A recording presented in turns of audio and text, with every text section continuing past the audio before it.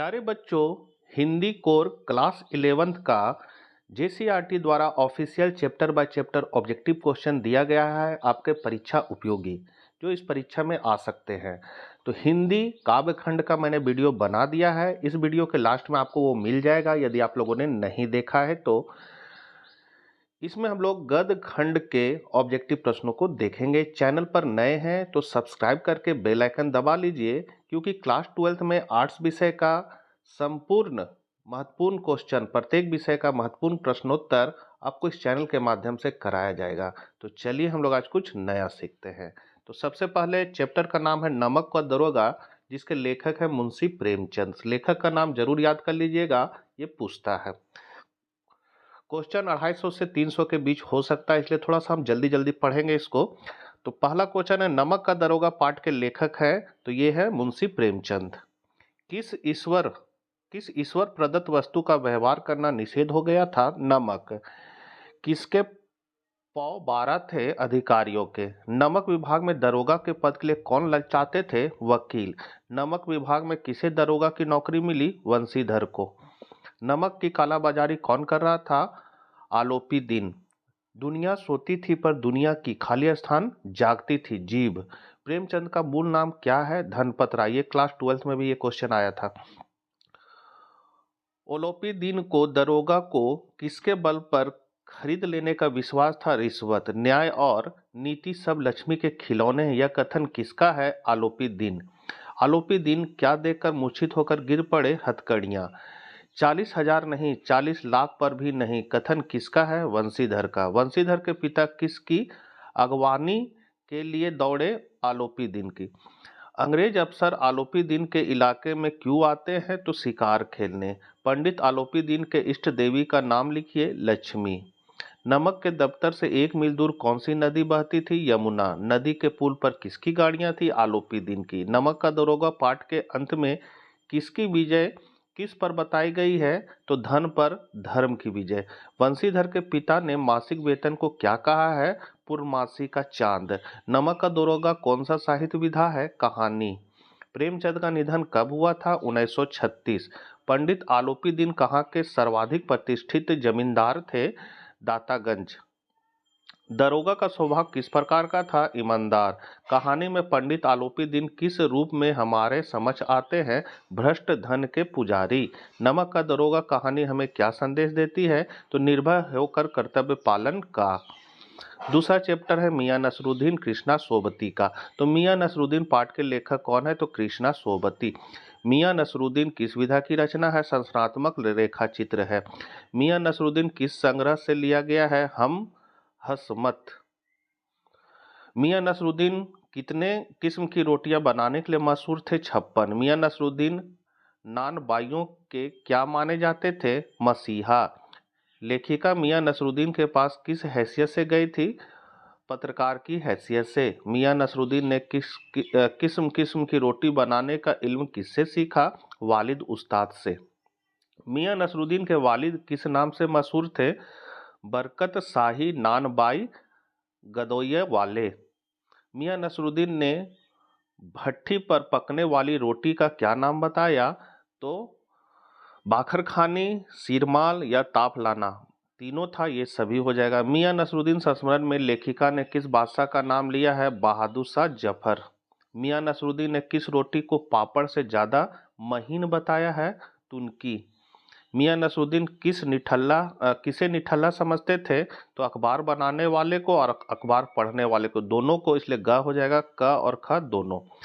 जिंदगी नामा के रचनाकार का क्या नाम है? कृष्णा सोबती। मियां नसरुद्दीन नामक पाठ में किसके व्यक्तित्व का शब्द चित्र अंकित किया गया है? मियां नसरुद्दीन का। मियां नसरुद्दीन किस कला में प्रवीण थे? रोटी बनाने की कला। मियां नसरुद्दीन कैसे इंसान का प्रतिनिधित्व करते थे? तो जो अपने पेशे को कला का दर्जा देते हैं। जब लेखिका गदोया मोहल्ले से गुजर रही थी तो उसे एक दुकान से कैसी आवाज सुनाई दी? तो फटाफट की।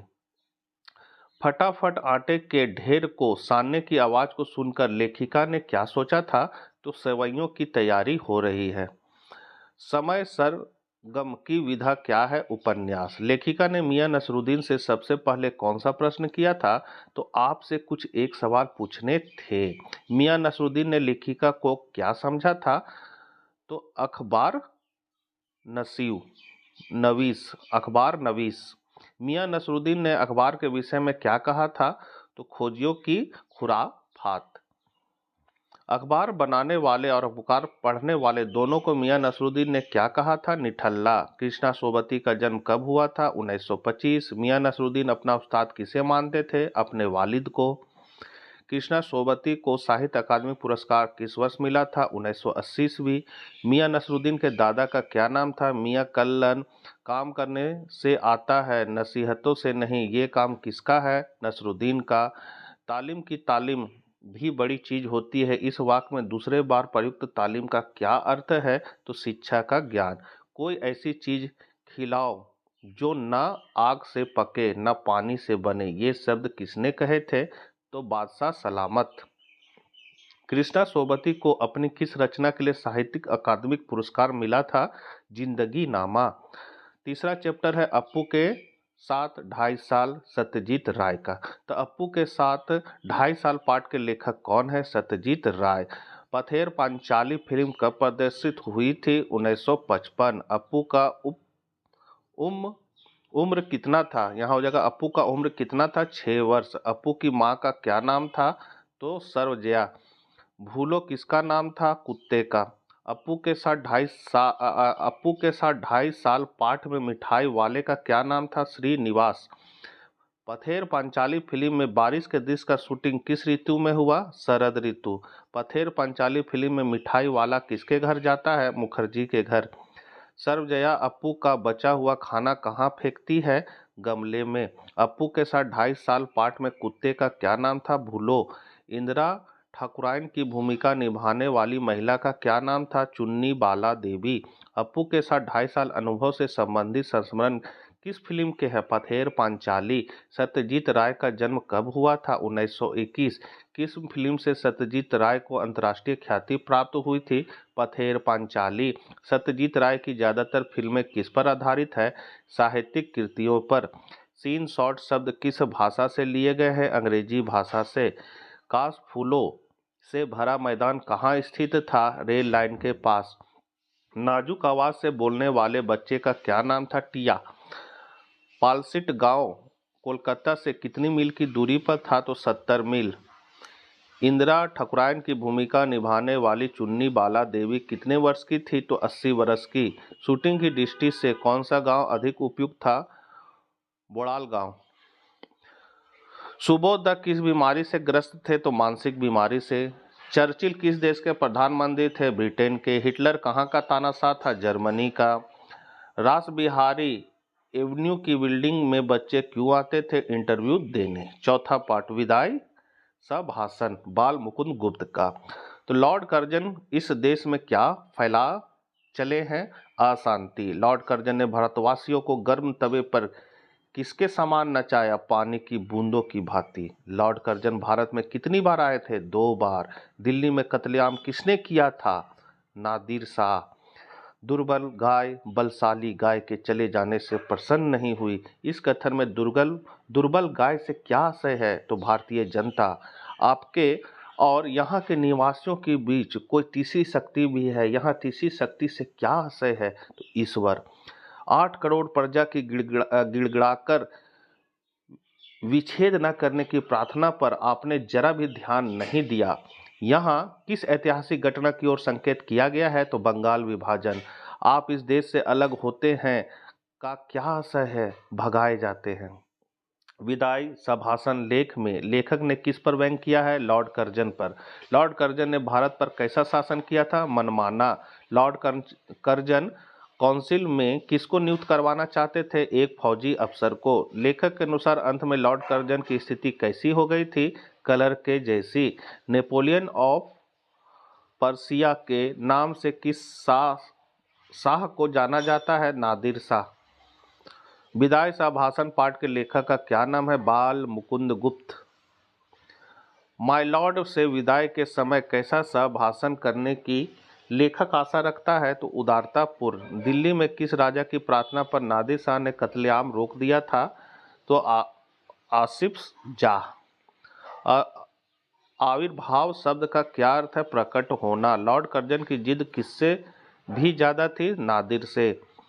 जुलूस में लॉर्ड कर्जन किस पर सवार था? हाथी पर। लॉर्ड कर्जन और उनकी लेडी की कुर्सी किस चीज से बनी थी? तो सोने से।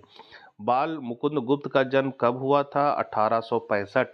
लॉर्ड कर्जन समाज के किस वर्ग को सबसे अधिक नापसंद करते थे? शिक्षित वर्ग। भारत की अनपढ़ प्रजा किस राजकुमार के गीत गाया करती थी? सुल्तान। लॉर्ड कर्जन की ताल पर कौन नाचते थे? हकीम। किसके शासनकाल का घोर दुखांत हुआ? लॉर्ड कर्जन का। लॉर्ड कर्जन की क्या जिद थी? बंगाल विभाजन। लेखक के अनुसार विछड़न समय कैसा होता है? तो करुणोत्पादक। लेखक को किसकी विदाई का दुख है? Lord Curzon. बाल मुकुंद गुप्त का निधन कब हुआ? 1907। कितने करोड़ प्रजा के कहने पर लॉर्ड कर्जन ने ध्यान देकर बंग विच्छेद किया? 8। बाल मुकुंद का जन्म कहाँ हुआ था? गुड़ियानी। बाल मुकुंद गुप्त राष्ट्रीय नवजागरण के सक्रिय क्या थे? पत्रकार। पांचवा चैप्टर गलता लोहा शेखर जोशी का। तो गलता लोहा शीर्षक कहानी के लेखक शेखर जोशी। शेखर जोशी का जन्म कब हुआ था? 1932 अल्मोड़ा। शेखर जोशी को कौन सा प्रमुख सम्मान मिल चुका था? पहला सम्मान। कोसी का घटवार किसकी रचना है? शेखर जोशी। शेखर जोशी किस आंदोलन से जुड़े रहे? नई कहानी आंदोलन। गलता लोहा शीर्षक कहानी में किस प्रमुख समस्या को उजागर किया गया है? तो जातिगत भेदभाव की समस्या। खेत में जाते समय मोहन के हाथ में क्या था? हसुआ। मोहन हसुआ लेकर किस उद्देश्य से निकला था? तो खेत में उगी झाड़ियां काटने। वंशीधर का मुख्य व्यवसाय क्या था? पुरोहिताइन। वंशीधर ने चंद्रदत्त के घर जाकर किस पाठ के करने के लिए मोहन से कहा था? तो रुद्रिपा। मोहन के अध्यापक का नाम था त्रिलोक सिंह। शेखर जोशी की किस रचना पर चिल्ड्रन फिल्म सोसाइटी द्वारा फिल्म का निर्माण हुआ? ताज्यू। शाम सूंघ जाना का अर्थ है चुप हो जाना। धन राम का संबंध किस जाति से है? लोहार। धन राम किस कक्षा तक पढ़ पाया था? तीसरे दर्जे तक। मास्टर जी की आवाज कैसी थी? कड़क। धनराम के पिता का नाम था गंगाराम। मोहन ने मास्टर त्रिलोक सिंह की कौन सी भविष्यवाणी को सिद्ध कर दिया था? तो छात्रवृत्ति प्राप्त करने की। रमेश किस नगर में नौकरी करता था? लखनऊ। ब्राह्मण टोले के लोग शिल्पकार टोले में बैठना नहीं चाहते थे क्योंकि वे शिल्पकारों को नीच समझते थे। शेखर जोशी की किस कहानी पर फिल्म का निर्माण हो चुका है? ताज्जु। गणनाथ की कितने मील की सीधी चढ़ाई अब बंशीधर के बूते की बात नहीं थी? 2 मील।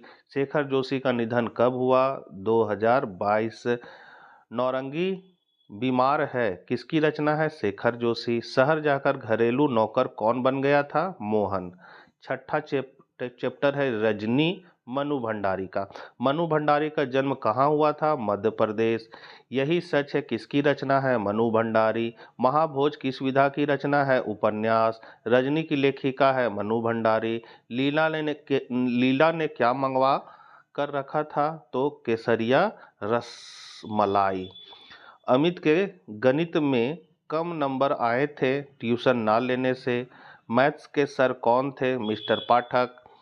अमित को मैथ्स में कुल कितने नंबर मिले थे? 72। अमित की कक्षा में कौन सी पोजीशन आई थी? छठी। रजनी के द्वारा भेजी गई स्लिप कहाँ थी? चपरासी की जेब में। बोर्ड प्राइवेट स्कूलों को मान्यता देने के बाद कितनी ग्रांट देते हैं? तो 90%। रजनी में किसकी समस्या को रेखांकित किया गया है? तो शिक्षा के व्यवसायीकरण की समस्या। रजनी किससे कहती है कि सेवेंथ क्लास के अमित सक्सेना की मैथ की कॉपी देखना चाहती हूँ? तो हेडमास्टर से। रजनी किस प्रकार की नारी है? तो संघर्षशील, अन्याय के विरोधी और निर्भीक, ये तीनों है, ये सभी हो जाएगा। रजनी पिछली सदी के किस दशक का एक बहुचर्चित टीवी धारावाहिक रहा है? तो नॉर्वे। रजनी अमित की समस्या को लेकर सर्वप्रथम कहाँ जाती है? हेडमास्टर के पास।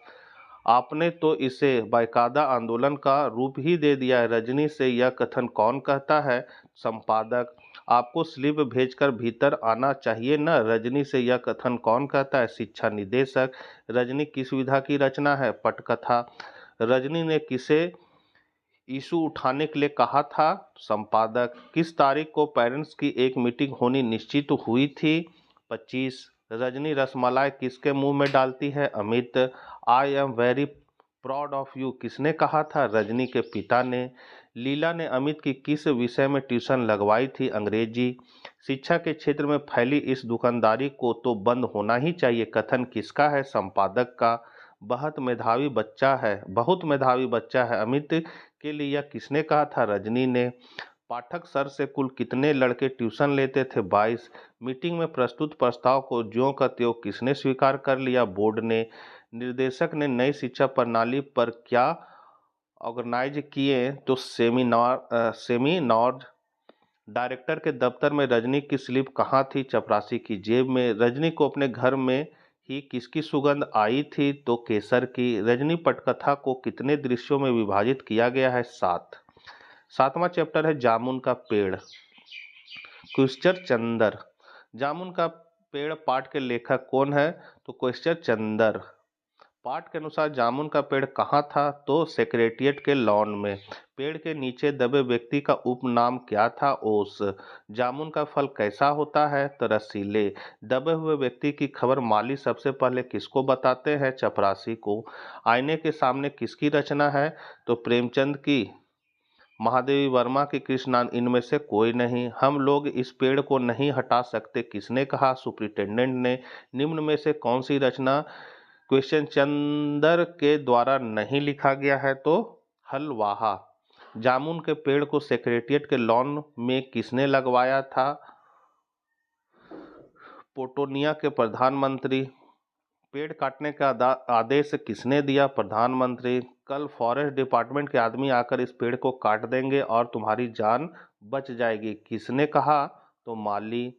साहित्यिक अकादमी का मेंबर किसे बनाया गया? कवि ओश को। पेड़ के नीचे दबे व्यक्ति के मरणोपरांत उसके परिवार वालों को वजीफा देने की बात किसने की? साहित्य अकादमी के सेक्रेटरी ने।